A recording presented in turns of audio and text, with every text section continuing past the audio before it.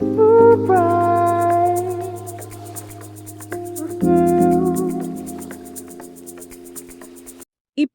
நீங்கள் பல லட்சம் ரூபாய் கொடுத்து ஒரு அதிநவீன தொழில்நுட்பங்கள் அடங்கிய ஒரு புதிய சொகுசு காரை வாங்குகிறீர்கள் என்று வைத்துக் கொள்வோம். சரி. அந்த காரை உங்கள் வீட்டின் முன் நிறுத்திவிட்டு அதில் தினமும் பெட்ரோலுக்கு பதிலாக குப்பைகளை கொட்டினால் என்ன ஆகும்? வண்டி ஓடாது, என்ஜின் வீணாகிடும். ஆமாம். அல்லது அந்த காருக்கு சரியான சர்வீஸ் செய்யாமல் அதன் என்ஜினில் உள்ள பழைய ஆயிலை மாற்றாமல் அப்படியே கரடுமுரடான பாதைகளில் ஓட்டினால் என்ன நடக்கும்? கண்டிப்பா அது ரொம்ப சீக்கிரமே பழுதாகிடும். உண்மைதான். ஆனால் நாம் அனைவரும் தினமும் இதைத்தான் செய்து கொண்டிருக்கிறோம். நம் கார்களுக்கல்ல, விலையே மதிக்க முடியாத நம் சொந்த உடலுக்கு. ரொம்ப சரியான ஒரு ஒப்பீடு இது. இந்த ஆழமான தேடலுக்கு உங்களை வரவேற்கிறேன். இன்று நாம் அலசப் போகும் மூலப்பொருள் பல ஆயிரம் ஆண்டுகளுக்கு முன்பு திருமூலர் என்று சித்தரால் எழுதப்பட்ட திருமந்திரம். குறிப்பாக உடலுக்கும் உயிருக்குமான புனிதமான இணைப்பு பற்றிய குறிப்புகள். இதை ஒரு பழமையான ஆன்மீக நூல் என்று மட்டும் நினைத்து விடாதீர்கள். நிச்சயமா இல்ல. இன்றைய நவீன பயோ ஹேக்கிங் மற்றும் மனித உடலை உச்சபட்ச செயல்திறனில் இயங்க வைப்பதற்கான ஒரு ஆக்குச்சிறந்த மேனுவல் என்றுதான் இதை சொல்ல வேண்டும். இதை அலசுவதுதான் இன்றைய நம்ம லட்சியம். முற்றிலுமாக உடன்படுகிறேன். இது உண்மையிலே நம்முடைய அடிப்படை சிந்தனையே அசைத்து பார்க்கக்கூடிய ஒரு தலைப்பு. ஆமாம். பொதுவாகவே நம்முடைய சமூகத்தில் ஒரு எழுதப்படாத விதி இருக்கிறது இல்லையா? உடற்பயிற்சி செய்வது, ஜிம்மிற்கு போவது, ஆரோக்கியமாக சாப்பிடுவது என்பதெல்லாம் உடலுக்காக செய்யப்படும் விஷயங்கள் என்றும், தியானம் செய்வது, புத்தகங்கள் படிப்பது, அமைதியை தேடுவது என்பதெல்லாம் மனதிற்கும் ஆன்மாவிற்கும் செய்யப்படும் விஷயங்கள் என்றும் நாம் பிரித்து வைத்திருக்கிறோம். சரியாக சொன்னீர்கள். உடல் வேறு, உயிர் வேறு என்ற ஒரு கற்பனை சுவரை நாம் எழுப்பிவிட்டோம். ஆனால் நாம் இன்று அலசப் போகும் இந்த மூல ஆதாரங்களின் முக்கிய நோக்கம் என்னவென்றால், இந்த முரண்பட்ட சிந்தனையை சுக்குநூறாக உடைப்பதுதான். மன அமைதிக்கும் உங்கள் குடலில் உள்ள செரிமான மண்டலத்திற்கும் நேரடி தொடர்பு இருக்கிறதை திருமூலரின் ஆழமான தத்துவங்கள் மிக துல்லியமாக விளக்குகின்றன. சரி, இதை சற்று விரிவாக பார்ப்போம். எனக்கு ஒரு சின்ன சந்தேகம். இது கொஞ்சம் முரண்பாடாக இல்லையா? என்ன முரண்பாடு? அதாவது, நாம் காலங்காலமாக கேட்டு வந்திருக்கும் ஆன்மீக கதைகளிலெல்லாம் உடலை வருத்தி பல நாட்கள் சாப்பிடாமல் தவம் இருப்பது போலதானே சித்தரிக்கப்பட்டிருக்கும். ஆமாம், ஒரு பொதுவான பிம்பம் அதுதான். உடல் என்பது வெறும் கூடு, அது ஒரு மாயை. ஒரு நாள் அழிந்து போகக்கூடிய இந்த உடம்பின் மீது எதற்கு இவ்வளவு பற்று என்றுதானே பலரும் சொல்லார்கள். அப்படி பார்த்தால் உடலை பற்றி நாம் எந்த கவலையும் படாமல் இருப்பதுதானே பற்றற்ற நிலை. இங்குதான் ஒரு மிகப்பெரிய வரலாற்று பிழையை நாம் செய்திருக்கிறோம். அப்படியா? ஆமாம். இதில் மிகவும் சுவாரஸ்யமான விஷயம் என்னவென்றால், உடலின் மீது வெறித்தனமான பற்று வைப்பது வேறு, உடலை சரியாக பராமரிப்பது வேறு. பற்று வேறு, பராமரிப்பு வேறு.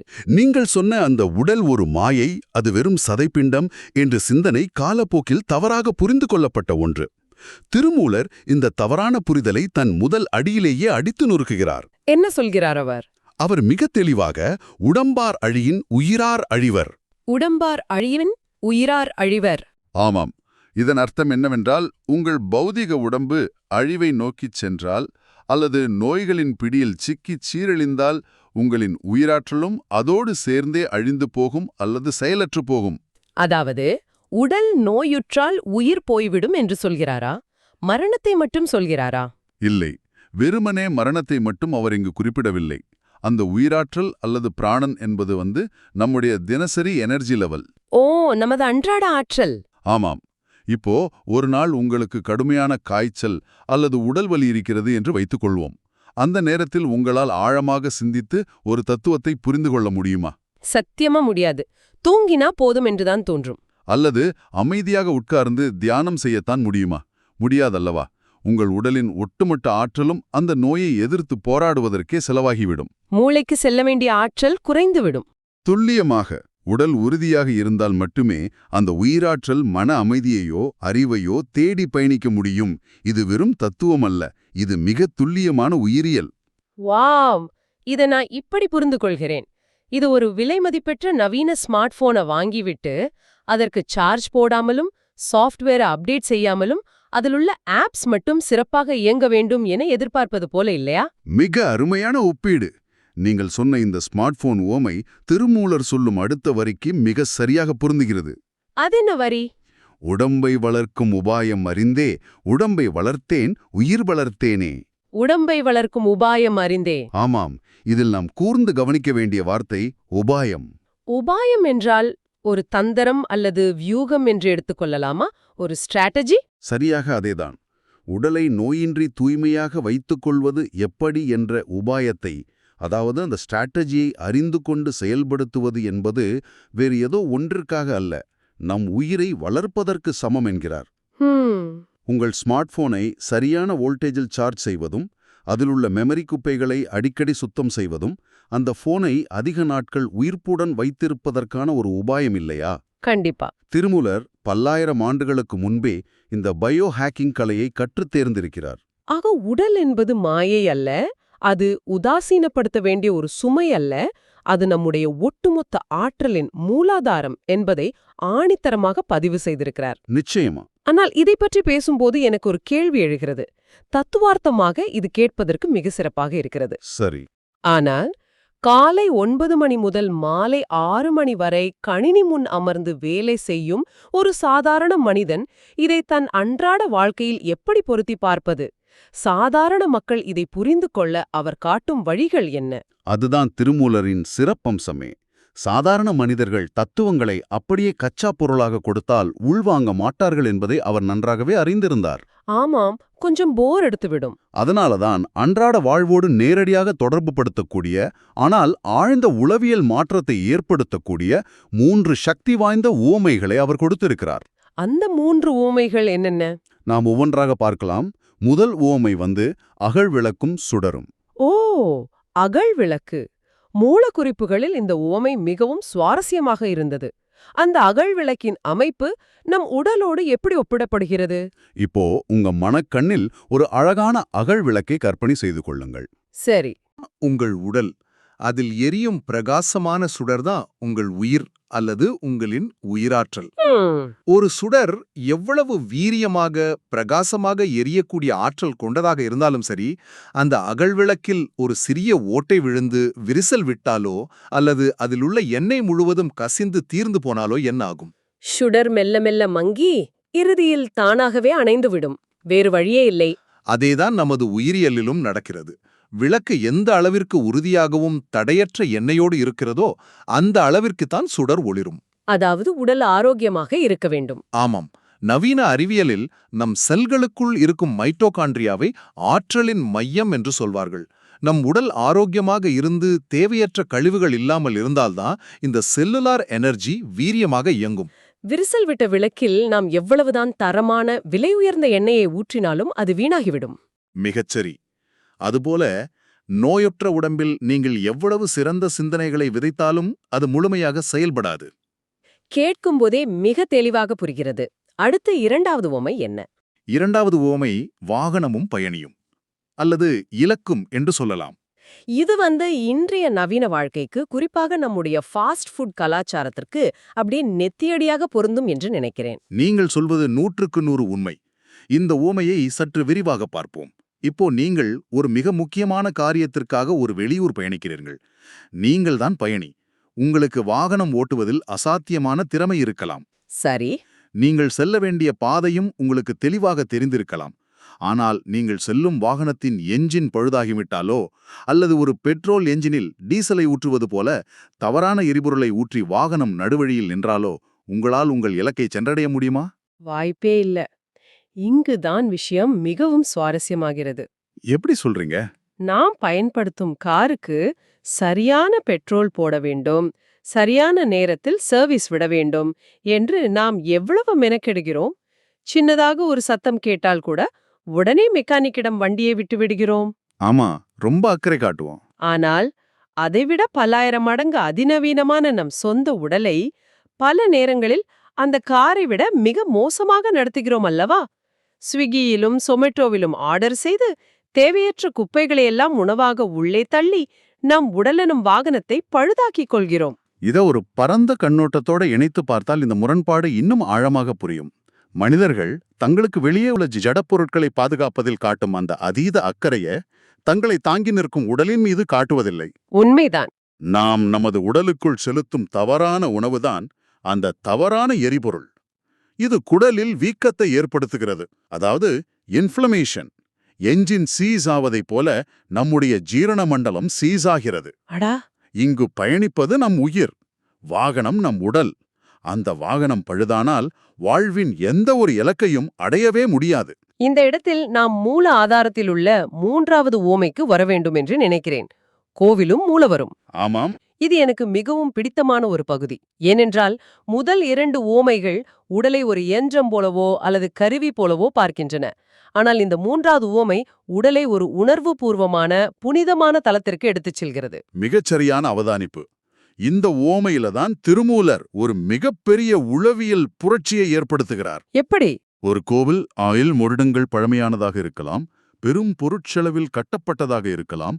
ஆனால் அதன் கருவறையும் தூண்களும் விரிசல் விட்டு இடிந்து விழும் நிலையில் இருந்தால், முழுவதும் குப்பைகள் மண்டி கிடந்தால் அங்கு மூலவரை, அதாவது இறைவனை வைத்து தரிசிக்க முடியுமா? சாத்தியமே இல்ல. உடம்பினை முன்னம் இழுக்கென்றிருந்தேன், உடம்பினுக்குள்ளே உருபொருள் கண்டேன் என்று திருமூலர் மிக அழகாக பதிவு செய்கிறார். இதன் ஆழம் என்ன தெரியுமா? சொல்லுங்கள். இது ஏதோ ஒரு மிகப்பெரிய திறப்புரையாக தெரிகிறது. அதாவது ஆரம்பத்தில் தானும் மற்றவர்களைப் போலவே உடலை ஒரு சுமையாக, வெறும் சதையாக, ஒரு இழுக்காகத்தான் நினைத்திருந்தேன் என்கிறார். சரி. ஆனால் விழிப்புணர்வு வந்த பிறகு இந்த உடம்புக்குள்ளேதான் அந்த உருபொருள், அதாவது அந்த பிரபஞ்ச சக்தி அல்லது தெய்வீகத்தன்மை குடிகொண்டுள்ளது என்பதை கண்டுகொண்டேன் என்கிறார். வாவ். இதை புரிந்து கொள்வதற்கு நாம் ஆன்மீகவாதியாக இருக்க வேண்டிய அவசியமில்லை. நவீன அறிவியலில் கட் பிரெயின் ஆக்சிஸ் என்று சொல்வார்கள். செரோட்டனின் போன்ற மகிழ்ச்சியை தரும் ஹார்மோன்கள் சுரக்கும். உங்கள் உடல் எனும் கோவில் தூய்மையாக இருந்தால் மட்டுமே மனம் எனும் மூலவர் அங்கு அமைதியாக அமர முடியும். இது உண்மையிலே நம்முடைய அன்றாட சிந்தனையை அப்படியே தலைகீழாக மாற்றும் ஒரு விஷயம். இன்று பலரும் தங்கள் உடல் அமைப்பை பார்த்து தாழ்வு மனப்பான்மை கொள்கிறார்கள் இல்லையா?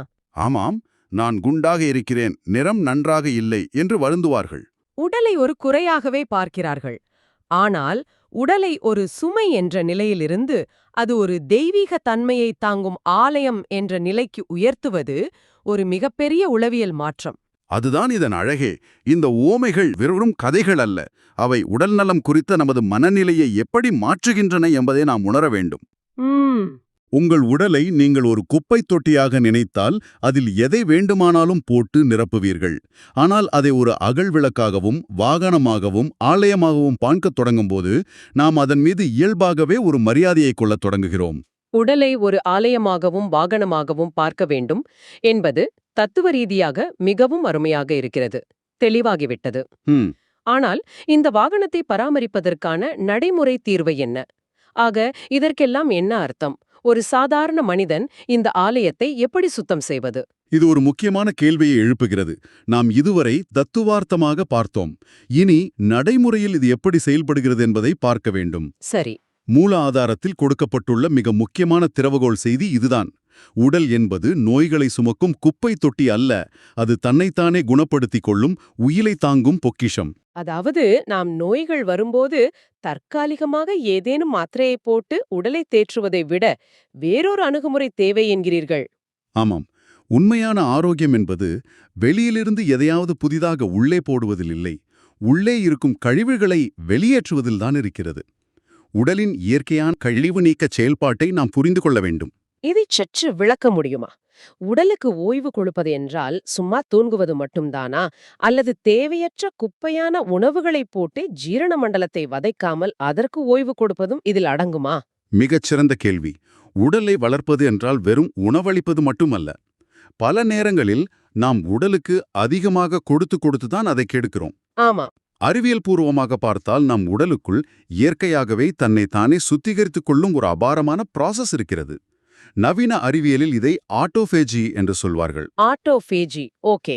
அதாவது நாம் சாப்பிடாமல் இருக்கும் நேரங்களில் உடலில் உள்ள நல்ல செல்கள் தங்களுக்குள் இருக்கும் இறந்த மற்றும் பழுதடைந்த செல்களை தாங்களே சாப்பிட்டு அழித்து உடலை சுத்தப்படுத்தும். ஓஹோ, அப்படியென்றால் நாம் தொடர்ந்து சாப்பிட்டு கொண்டே இருக்கும்போது இந்த சுத்திகரிப்பு நடப்பதில்லையா? நடப்பதே இல்லை. அதுதான் பிரச்சனை. நீங்கள் கேட்டது போல ஓய்வு என்பது வெறும் கண்கள் மூடி உறங்குவது மட்டுமல்ல. காலையில் எழுந்ததிலிருந்து இரவு தூங்கும் வரை ஏதேனும் ஒன்றை மென்று சாப்பிட்டு கொண்டே இருந்து நம்முடைய ஜீரண உறுப்புகளுக்கு 24 மணி நேரமும் வேலையை கொடுத்து கொண்டே இருக்கிறோம். அதனால் ஆற்றல் முழுவதும் அதற்கே சென்று விடுகிறது. ஆமாம், அதனால்தான் சாப்பிட்டவுடன் நமக்கு ஒருவித மந்த நிலையும் தூக்கமும் வருகிறது. அந்த ஜீரண மண்டலத்திற்கு ஒரு சிறு இடைவெளி கொடுப்பது, அதாவது இன்டர்மிட்டன்ட் ஃபாஸ்டிங் என்று சொல்வது போல, அதுதான் உடலை பராமரிப்பதற்கான சிறந்த உபாயம். அதாவது அந்த வாகனத்திற்கு தொடர்ந்து ஓடிக்கொண்டே இருக்கும் வேலையை கொடுக்காமல் கொஞ்சம் ரெஸ்ட் கொடுத்து என்ஜின்குள் இருக்கும் குப்பைகளை வெளியேற்றுவதற்கான நேரத்தை நாம் ஒதுக்க வேண்டும் என்கிறீர்கள். துல்லியமாக பிடித்துவிட்டீர்கள். நமது உடலின் இயற்கையான கழிவு நீக்கத்திற்கு நாம் நேரம் கொடுக்க வேண்டும். காய்ச்சல், சளி வரும்போது அதை அடக்க முயலாமல் உடல் கழிவை வெளியேற்றுகிறது என்பதை புரிந்து கொள்ள வேண்டும். உடலின் கழிவுகளை அகற்றி அதை தூய்மையாக பராமரிப்பதுதான் உண்மையான பராமரிப்பு. அதை செய்யும்போதுதான் உடல், மனம், சுவாசம் ஆகிய மூன்றும் முழுமையான ஆரோக்கியத்தின் பாதையில் தடையின்றி பயணிக்கும். இது உண்மையிலேயே ஒரு மிகச்சிறந்த விளக்கம்.